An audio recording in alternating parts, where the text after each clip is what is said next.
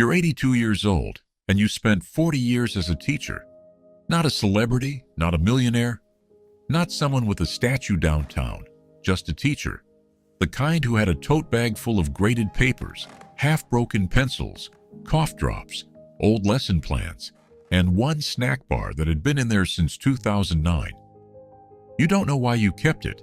At some point, it stopped being food and became school history. Your handwriting used to be perfect. Now your hand shakes a little when you sign birthday cards. Your voice used to stop an entire classroom. 40 kids could be talking, laughing, throwing paper, whispering about lunch. And one look from you could freeze the room. Now your grandson says, "Grandma, can you say that again?" And you still correct him. Don't say can, say could. Some habits never retire. Every morning you still wake up early. Your body does not know school ended 20 years ago. At 5:30, your eyes open, no alarm, no school bell, no announcements over the speaker, just you, your bedroom, and the strange feeling that somewhere, someone forgot their homework. You sit up slowly. Your knees make a sound like an old wooden floor. Your daughter says, "Mom, you don't have to wake up this early anymore." You smile and say, "I know." Then you wake up early again the next day, because for 40 years, your life ran on school time. First bell, homeroom, reading groups, lunch duty, recess duty, parent-teacher conferences, staff meetings that could have been emails before emails were even normal. And that final bell, the one every kid waited for, the one every teacher pretended not to wait for. You used to say, "I love teaching," and you did. But you also loved 3:15 p.m. Both things can be true. You taught 4th grade most of your life. Room 204, second floor, end of the hallway, the room with the squeaky door and the one window that never opened right.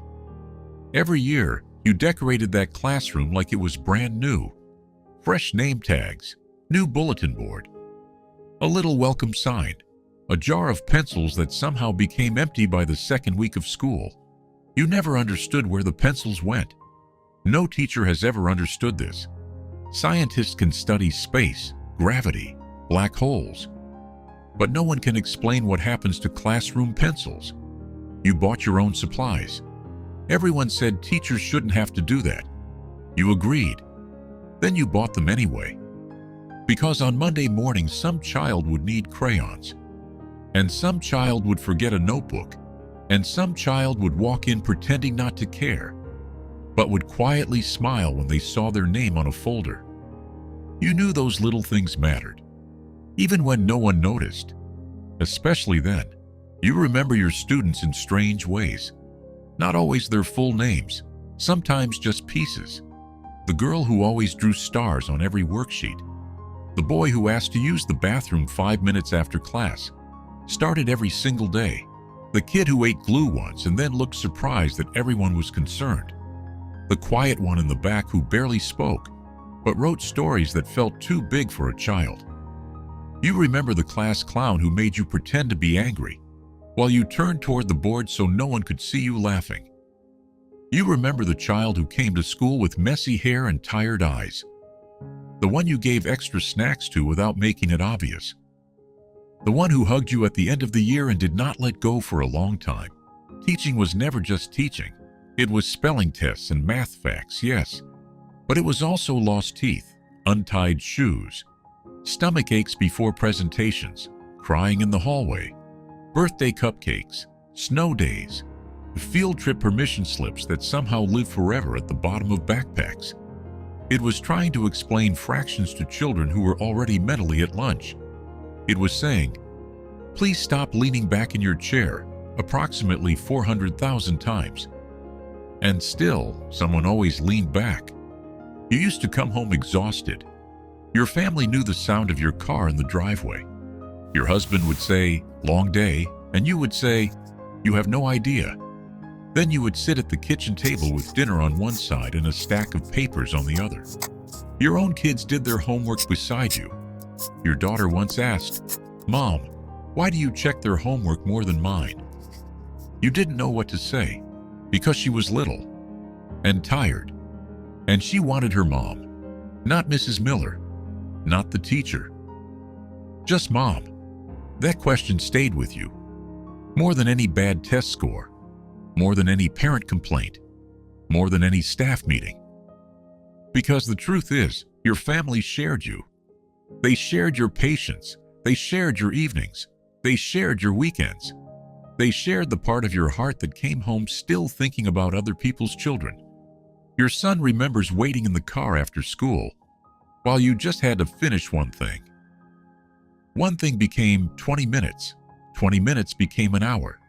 He would sit there with his backpack, kicking the seat, asking, "Are we going yet?" And you would say, "Almost." Teachers say almost the way weather people say light rain. It can mean anything. Your husband used to joke, "I married you, but the school district got custody." You would roll your eyes. But sometimes late at night you wondered if he was right. There were school plays you almost missed. Dinner got cold. Laundry waited. Your kids learned how to make their own cereal because you were already grading spelling tests at 6 a.m. And yes, there were days you felt guilty. A lot of days. Because being a teacher means giving your best parts away all day, then coming home with whatever is left. And sometimes what was left was not enough. You know that now.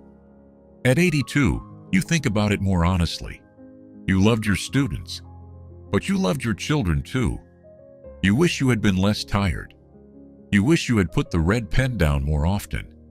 You wish you had said, "The papers can wait," and meant it. But your children grew up. And somewhere along the way they understood. Not perfectly, not immediately, but they understood. Your daughter became a mother herself. One afternoon, after her son started school, she called you crying. She said, "Mom, his teacher remembered he was nervous on the first day. She saved him a seat near the front." You said, "That was kind of her." And your daughter got quiet. Then she said, "Is that what you were doing all those years?" You didn't answer right away, because yes, that was what you were doing. You were noticing things. Tiny things. The child who needed to sit away from the window. The child who could read well but was afraid to read out loud. The child whose parents were divorcing. The child who always said they forgot lunch, but really there was no lunch. The child who acted tough because being soft had never worked at home. You noticed. And sometimes noticing is the first kind of love a child receives outside their family. Years after you retired, people still stopped you in grocery stores. "Mrs. Miller." You would look up from the apples. A grown man with a beard would be smiling at you. You would smile back, pretending your brain was not searching through 4 decades of children. Then he would say, "It's Jason, room 204. You made me read Charlotte's Web even though I hated books." And suddenly, he was 10 years old again. The grown man disappeared. You saw the kid with the messy desk, the one who never put his name on his paper, the one who said reading was boring, then secretly cried at the ending. He would tell you, "I'm a nurse now," or "I have 3 kids," or "I still remember what you said to me," and you would say, "Oh honey, I said a lot of things." And he would say, "You told me I wasn't stupid, I was just scared." You wouldn't remember saying it, but he would. That is the strange thing about being a teacher. You forget hundreds of moments that someone else carries for the rest of their life. To you, it was Tuesday. To them, it was the day an adult finally saw them. Sometimes former students wrote to you, little messages online, old cards, emails with subject lines like, "You probably don't remember me." They were almost always wrong. Maybe you didn't remember the name, but you remembered the feeling.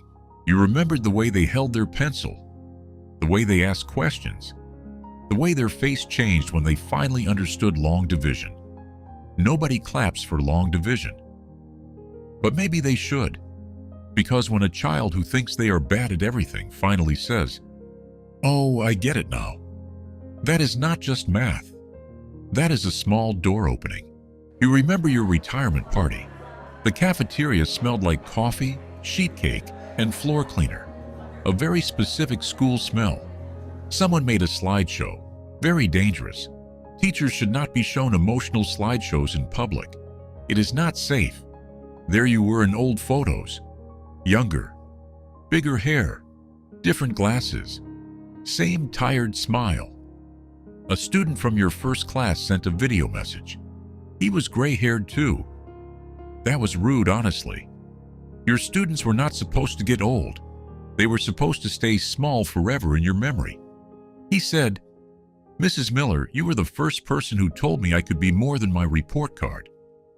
And the cafeteria got quiet. You looked down at your hands. Because if you looked up, you were going to cry.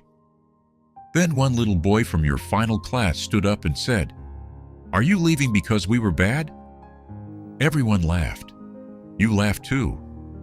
But your heart hurt. Because leaving a classroom is strange. For years, you dream about rest. Quiet mornings, no grading, no lesson plans, no one raising their hand just to tell you their cousin has a turtle. And then the room is empty.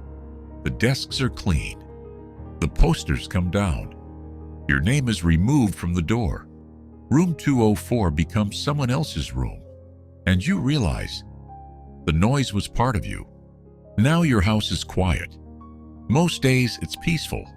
Some days, too peaceful. There is an old box in your closet. Your daughter calls it clutter.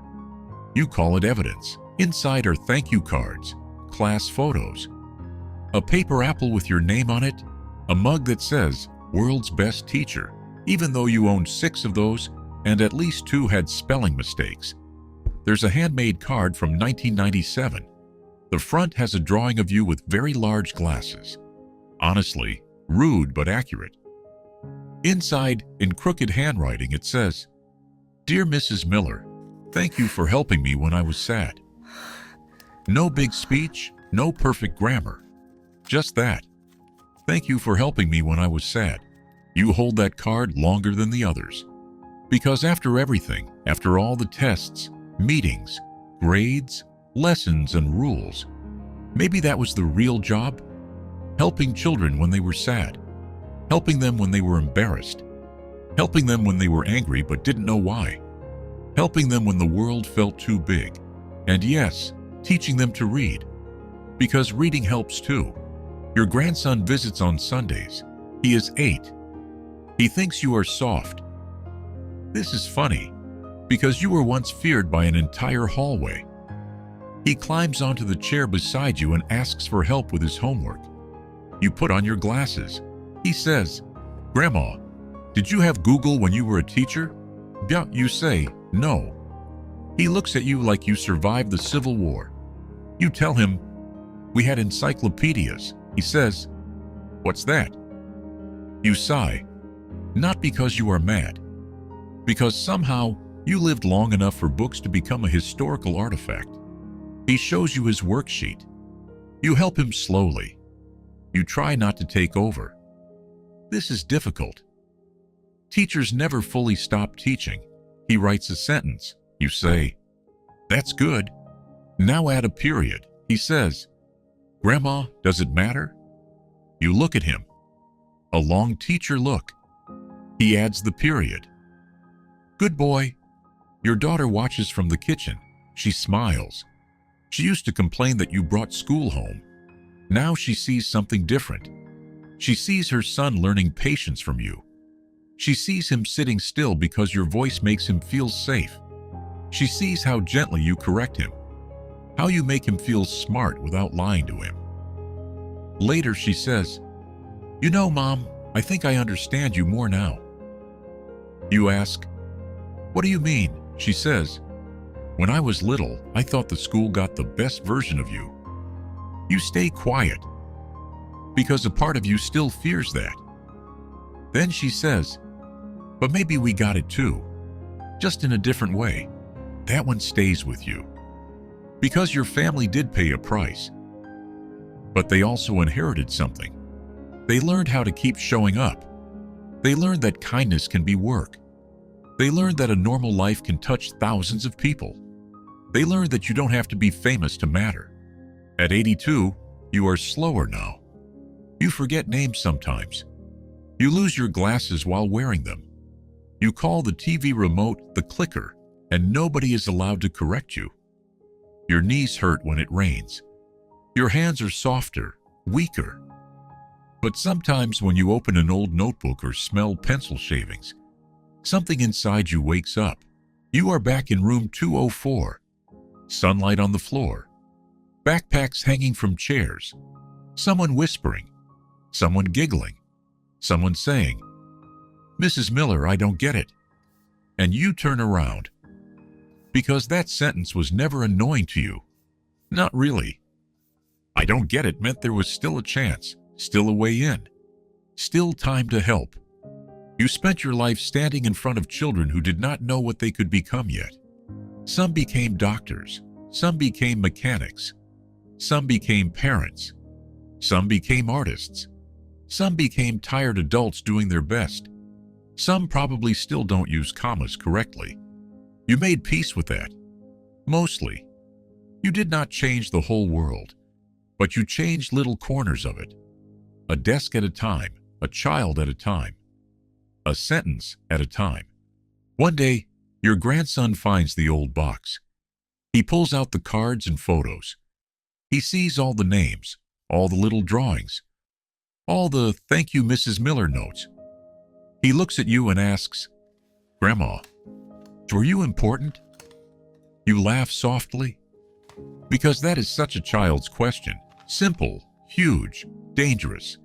You look at the cards, the old class photos, your daughter standing nearby, your son in one picture from years ago, waiting beside your classroom door, your husband's handwriting on a note that says, "Don't forget dinner tonight." You think about all the life that happened around the job, the students you helped, the family that waited, the love you gave, the love you sometimes came home too tired to show properly, the years you spent trying to be enough for everyone. Then you look back at your grandson and say, "No, sweetheart, I was just a teacher." He looks at the box again, at the hundreds of names, at the cards with hearts, at the photos of children who grew up and carried pieces of you into their lives. Then he says, "That sounds pretty important to me." And for once, you don't correct him. You just smile. Because maybe, after all these years, someone finally gave the right answer.